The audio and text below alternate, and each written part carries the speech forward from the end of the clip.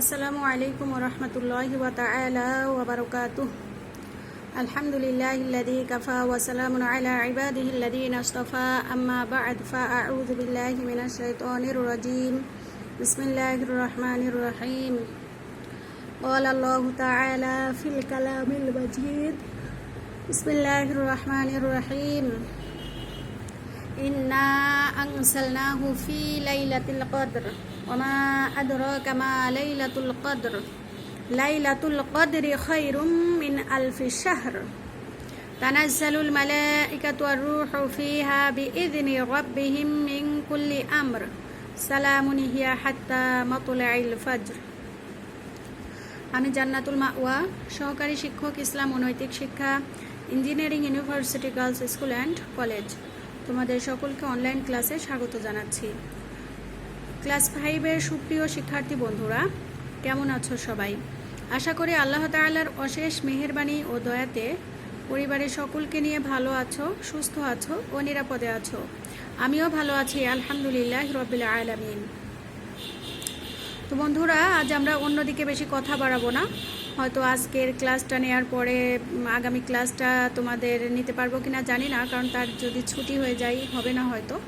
তো আমি যা হোক, যেহেতু কদর চলে আসছে সামনেই,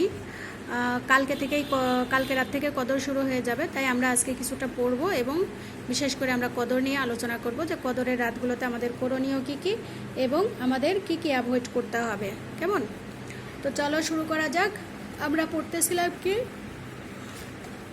দ্বিতীয় অধ্যায়ের অনুশীলনীর প্রশ্নগুলো পড়তেছিলাম। তো আমাদের কয়টা প্রশ্ন হয়েছে? আমাদের কিন্তু অলরেডি 10টা প্রশ্ন হয়ে গিয়েছে। গত ক্লাসে আমরা পড়েছি মসজিদের আদব এবং সাওমের গুরুত্ব ও তাৎপর্য। আজকে আমরা পড়ব জাকাতের তাৎপর্য ও শিক্ষা। জাকাতের তাৎপর্য ও শিক্ষা। তাহলে দেখো, সবাই বইয়ের 42 পৃষ্ঠা বের করে ফেলো এবং এখানে দেখো খুব সুন্দরভাবে জাকাতের তাৎপর্য, জাকাত কাকে বলে, জাকাতের আবিধানিক শব্দ খুব সুন্দরভাবে দেওয়া আছে, তোমরা এখান থেকে পড়বে। দেখো, তবে আমি তোমাদেরকে সাজেস্ট করব যে যে বিষয়ে যখন লিখবে প্রথমে আগে তোমরা সেটাকে সংজ্ঞায়িত করে নিবে, তারপরে সে প্রশ্নে অন্যান্য যে বিষয়ে প্রশ্নতে চেয়েছে সে বিষয়ে আলোচনা করবে। কেমন? তাহলে জাকাত বিষয়টা হলো, জাকাত আরবি শব্দ, এর অর্থ হচ্ছে কি পরিচ্ছন্নতা, পবিত্রতা ও বৃদ্ধি। আর মুসলমানদের যদি নিসাব পরিমাণ ধন সম্পদের একটি নির্দিষ্ট অংশ বছর পূর্তিতে আল্লাহ তাআলা নির্ধারিত খাতসমূহে ব্যয় করাকেই কি বলা হয়? জাকাত বলা হয়। কেমন? এবার জাকাতের দেখো গুরুত্ব ও তাৎপর্য। দেখো, ইসলামের 5টি রুকনের মধ্যে সালাতের পরে জাকাতের স্থান। কোরআন মাজিদের বহু স্থানে আল্লাহ তাআলা সালাতের সাথে জাকাতের কথাই উল্লেখ করে বলেছেন, তোমরা সালাত কায়েম করো এবং জাকাত দাও, অর্থাৎ ওয়াকিমুস সালাতা ওয়া আতুজ যাকাত। কেমন? তারপরে দেখো বলা হয়েছে যে আল্লাহ তাআলা বলেন, আর তাদের ওয়াকালাল্লাহু তাআলা ফিল কালামিল মাজিদ ওয়া ফি আমওয়ালিহিম হাক্কুল লিসাইল ওয়াল মাহরুম, অর্থাৎ ধনীদের সম্পদে কিন্তু গরিবের বা বঞ্চিতদের অধিকার রয়েছে। সূরা জারিয়াত আয়াত কত? 19 নম্বর আয়াতে আল্লাহ তাআলা বলেছেন, অর্থাৎ জাকাত কিন্তু গরিবদের জন্য আমাদের কোনো করুণা বা অনুগ্রহ নয়, কৃপা নয়, বরঞ্চ আমাদের সম্পদে তাদের অধিকার রয়েছে যারা আমরা ধনী। যেমন মনে করো পিতামাতার সম্পদে সন্তানের অধিকার থাকে, ঠিক তেমনই ধনীদের সম্পদে গরিবের অধিকার থাকে। কেমন?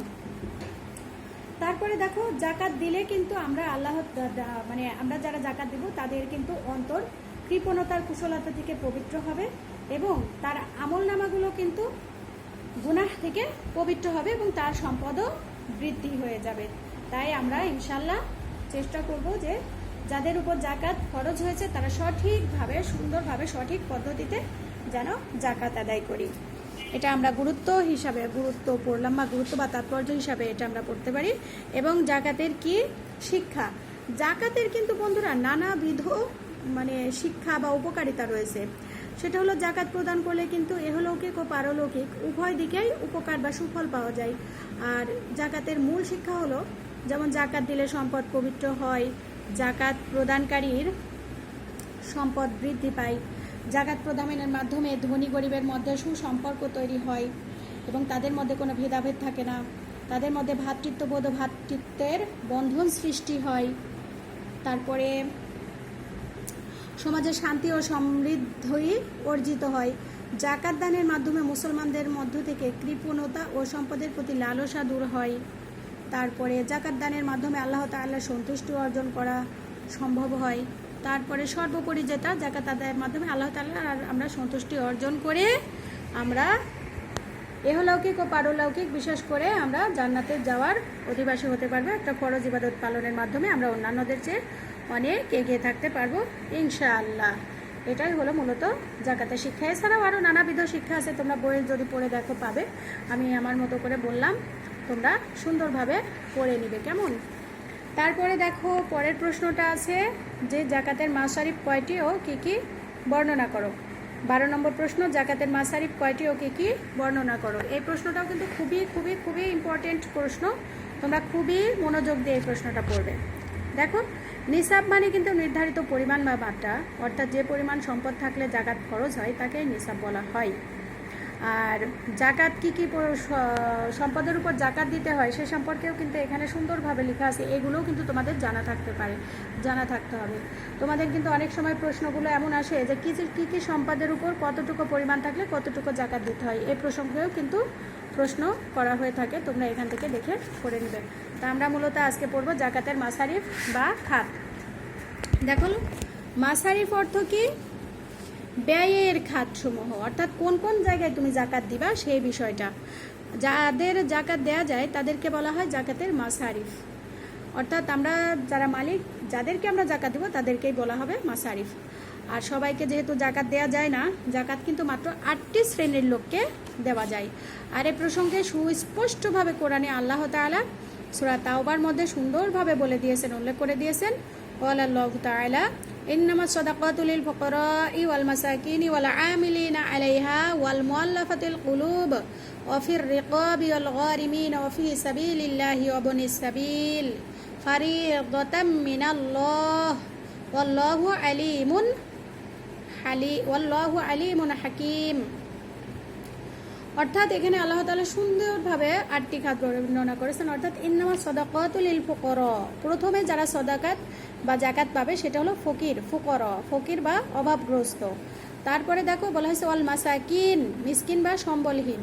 তারপরে বলা হয়েছে দেখো ওয়াল আমিলিনা, অর্থাৎ জাকাতের জন্য নিয়োজিত কর্মচারী বৃন্দ। অর্থাৎ তুমি মালিক, তোমার সময় হচ্ছে না জাকাত দেওয়ার, ডিস্ট্রিবিউশন করার, তাই তুমি এমন কাউকে নিয়োগ করেছো, এমন কাউকে দিয়ে জাকাত মনে করো তোমার জাকাতটা অন্য একজনকে দিয়ে দেওয়াচ্ছ। যে জাকাতটা দিচ্ছে সে যদি গরিব হয় তাহলে সেও জাকাত খেতে পারবে। তারপর কেউ বলা হয়েছে ওয়াল মুআল্লাফাতিল কুলুব, অর্থাৎ এমন কাউকে জাকাত দেওয়া, অমুসলিমকে, যার অভাব অনটন খুবই বেশি, তাকে যদি জাকাতের সম্পদ থেকে অর্থ দেওয়া যায় তাতে তার মনটা সন্তুষ্ট হবে, ইসলামের প্রতি আকৃষ্ট হবে, এরকম মানুষকেও কী করতে হবে? জাকাত দিতে হবে। ওয়াল গারিমিনা, তারপরে বলা হচ্ছে কি দেখো ওয়াল মুআল্লাফাতিল কুলুবি ওয়াল গারিমিন, অর্থাৎ দাস মুক্তি।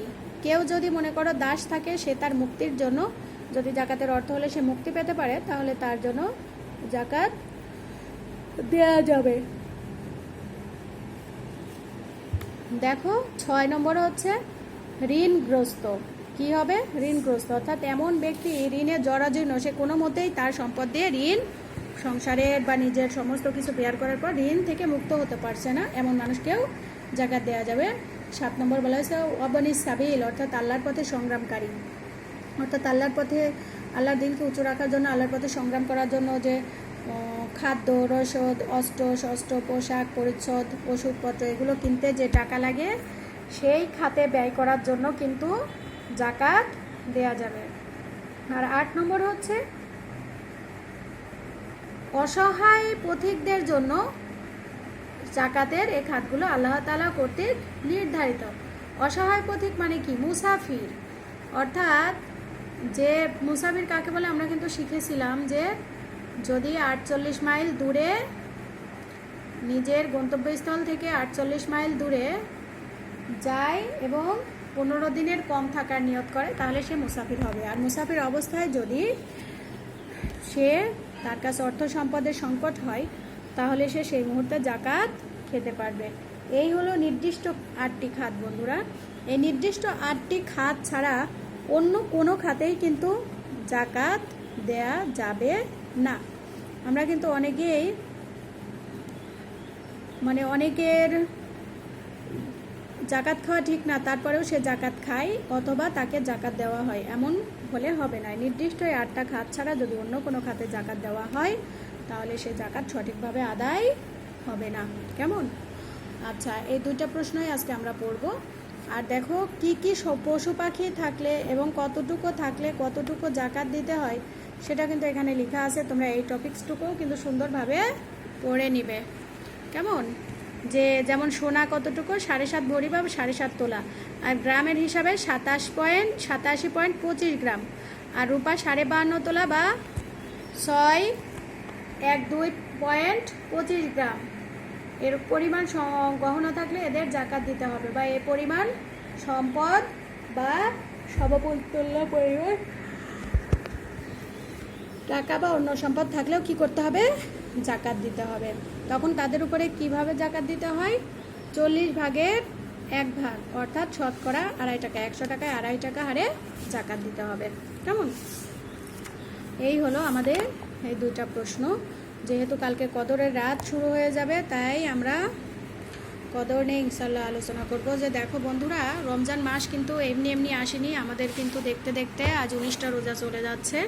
অর্থাৎ আমাদের সামনে হয়তো আর 10টা 11টা রোজা আছে। আল্লাহ তাআলা জানি না আমরা আল্লাহ তাআলার রহমত বা মাগফিরাত অর্জন করতে পেরেছি না কিনা, কিন্তু সামনে যে নাজাত বা মুক্তি রয়েছে, বিশেষ করে যে কদরের রাতগুলো রয়েছে, সেগুলো যেন আমরা আল্লাহ তাআলার কাছে তালাশ করতে পারি, পেতে পারি, সে তৌফিক আল্লাহ তাআলা আমাকে সহ তোমাদের সকলকে দান করুন। তো দেখো কদর সম্পর্কে কিন্তু আমি প্রথমে সূরা কদর নামে একটি সূরাই রয়েছে, আল্লাহ তাআলা নাজিল করেছেন। সেই কদরের সূরার প্রথম আয়াতে আল্লাহ বলেছেন, ইন্না আনসালনাহু ফি লাইলাতিল কদর, নিশ্চয়ই আমি এই কোরআনকে নাজিল করেছি কদরের রাতে। ওমা আদরাকা মা লাইলাতুল কদর, হে নবী আপনি কি জানেন কদরের রাত কি? আবার আল্লাহ তাআলা নিজেই উত্তর দিয়েছেন, লাইলাতুল কদরি খায়রুম মিন আলফি শাহর, কদরের রাতটা হলো এমন একটি রাত যা 1000 মাসের চেয়ে উত্তম। উত্তম না, সর্বোত্তম। সুবহানাল্লাহি ওয়া বিহামদিহি, সবাই বলো সুবহানাল্লাহি ওয়া বিহামদিহি সুবহানাল্লাহিল আযীম। অর্থাৎ কদরের রাত এমন একটা রাত যা 1000 মাসের চেয়েও উত্তম। অর্থাৎ 1000 মাস ইবাদত করলে যে সওয়াব হবে, এই একটা রাত ইবাদত করলে এই 1000 মাসের চেয়েও সর্বোত্তম হবে। শুধু উত্তমই না, সর্বোত্তম হবে। তাহলে লাইলাতুল কদরের রাতগুলো কোন কোন তারিখ? আমাদের মধ্যে কিন্তু সীমাবদ্ধতা রয়েছে, অর্থাৎ আমরা মনে করি যে 27 তারিখটাই লাইলাতুল কদর, কিন্তু না, রাসূল করিম সাল্লাল্লাহু আলাইহি ওয়াসাল্লাম বলেছেন তোমরা কদরের রাতগুলো রমজানের শেষ দশকের বেজর রাত্রিগুলোতে তালাশ করো। অর্থাৎ বেজর রাত্রিগুলো বলতে 21, 23, 25, 27 ও 29 তারিখ।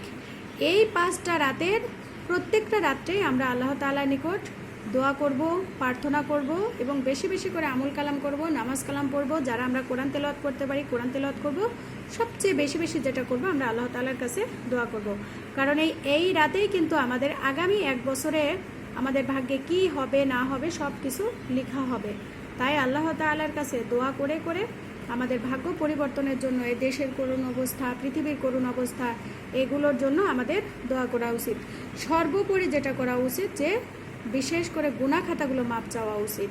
আমাদের জন্য, আমাদের পিতামাতার জন্য, আত্মীয় স্বজনের জন্য, মুরব্বীদের জন্য, টিচারদের জন্য, সবার জন্য খাস মনে দোয়া করতে হবে এবং নিজের সুস্থতা, পরিবারের সুস্থতা, সমস্ত কিছুর জন্যই আল্লাহ তাআলার কাছে দোয়া করতে হবে। তাহলে যদি এই রাত্রে বেশি বেশি করে দোয়া করা যায় তাহলে আল্লাহ তাআলা সেই দোয়া কবুল করেন এবং তার জীবনের গুনাহ খাতাগুলো ইনশাআল্লাহ মাফ করে দেবেন। অতীতের সগীরা গুনাহ খাতাগুলো আল্লাহ তাআলা মাফ করে দিবেন। তাহলে কদরের রাতগুলোতে আমরা কি কি করতে পারি? কদরের রাতগুলো আমরা ঈশার নামাজ পড়ব, তারপর ইনশাআল্লাহ তারাবিটা পড়ব। তারাবিটা পড়ার পরে আমরা কোরআন তেলাওয়াত করতে পারি, আমরা নফল নামাজ পড়তে পারি, আমরা জিকির আজকার করতে পারি, আমরা ইস্তেগফার পড়তে পারি। এরকম করে তাসবিহ, তাহলিল, নামাজ, কালাম, কোরআন তেলাওয়াত, এভাবেই আমাদের পুরো রাতটা, এই 5টা রাত কাটাতে হবে। বন্ধুরা, যদি তোমরা শুধু 27 মনে করো অথচ কদর যদি 29 অথবা 25 অথবা 23 অথবা 21 হয়ে যায়, তাহলে কিন্তু তুমি ওই রাতটা জেগেও তোমার তেমন কোনো উপকার হবে না। তাই আমাদের উচিত 5টা রাতে জেগে। দেখো বন্ধুরা, আমরা কিন্তু অনেক সময় অনেক রাত জেগে থাকি, হয়তো কোনো টেনশনের কারণে আমরা ঘুম হয় না, অথবা বিয়ে বাড়িতে বা কোনো অনুষ্ঠান বাড়িতে আমাদের মজা করতে গিয়ে সারা রাত আমরা ঘুমাই না, অথবা আমরা কোনো কারণে টেনশনে আছি অথবা অসুস্থ আছি, এই কারণে আমরা ঘুমাইতে পারি না। তাই যেহেতু অনেক কারণেই আমরা অনেক সময় সারা রাত জেগে থাকি, তাই আমি তোমাদেরকে সাজেস্ট করব আল্লাহ তাআলা যেন আমাকে সহ তোমাদের সকলকে এই 5টা রাত সুন্দরভাবে জাগ্রত থেকে আল্লাহ এবং তার রাসূলের নিকট প্রার্থনা করে তাদের সন্তুষ্টি অর্জন করতে পারি, নিজেদের জীবনের গুনাহখাতাগুলো মাফ করে নিয়ে জান্নাতের উপযোগী হতে পারি, সে তৌফিক আল্লাহ তাআলা আমাকে সহ তোমাদের সকলকে দান করুন। তোমরা তো নিজেরা আমল করবে, সঙ্গে সঙ্গে তোমাদের পিতামাতা ভাই বোন সকলকেই এ বিষয়ে পরামর্শ দিবে। তাহলে দেখো আমরা নামাজ এভাবে তো কদরের রাতটা কাটাবো। আর বিশেষ করে আমরা কদরের রাতগুলোতে যে দোয়া পড়বো সেটা হলো, খুবই ভালোভাবে শেখো। দেখো আমি তোমাদেরকে কিন্তু কালকে থেকেই কিন্তু বন্ধুরা কদরের রাত হবে, অর্থাৎ কালকে সন্ধ্যার পরে থেকেই কদরের রাত শুরু হয়ে যাবে, অর্থাৎ কালকে থেকে তোমরা কিন্তু এই দোয়াটা বেশি বেশি করে পড়বে। দেখো আমার সাথে সবাই সুন্দরভাবে শিখে নাও। আল্লাহুম্মা ইন্নাকা আফুউন কারীম তুহিব্বুল আফওয়া ফাআফু আন্নি। আল্লাহুম্মা ইন্নাকা আফুউন কারীম তুহিব্বুল আফওয়া ফাআফু আন্নি। আল্লাহুম্মা ইন্নাকা আফুউন কারীম তুহিব্বুল আফওয়া ফাআফু আন্নি। আল্লাহুম্মা ইন্নাকা আফুউন কারীম তুহিব্বুল আফওয়া ফাআফু আন্নি। বন্ধুরা তোমরা নিজেরা মুখস্থ করবে, আমল করবে এবং সঙ্গে সঙ্গে তোমাদের মায়েদের, বোনদের এবং বাবাদের শিখিয়ে দিবে অবশ্যই। কেমন? বারবার বলো এই দোয়াটা বেশি বেশি করে কিন্তু আমরা কদরের রাতে পড়বো। পারলে সেজদাতে গিয়ে বলবো, না হলে আমরা নামাজ শেষ করে বেশি বেশি করে এই দোয়াটা পড়বো। আমি আবারও রিপিট করছি, আমার সঙ্গে সবাই বলো। আল্লাহুম্মা ইন্নাকা আফুউন কারীম তুহিব্বুল আফওয়া ফাআফু আন্নি। আল্লাহুম্মা ইন্নাকা আফুউন কারীম তুহিব্বুল আফওয়া ফাআফু আন্নি। কেমন? পরিশেষে আল্লাহ তাআলার দরবারে তোমাদের সকলের সুস্থতা, নিরাপত্তা ও মঙ্গল কামনা করে আজ এখানেই শেষ করছি। ওয়া আখিরি দাআনা আনিল হামদুলিল্লাহি রাব্বিল আলামিন। আর তোমাদেরকে অগ্রিম ঈদের শুভেচ্ছা ও মোবারকবাদ রইল। আসসালামু আলাইকুম ওয়া রাহমাতুল্লাহি ওয়া বারাকাতুহু।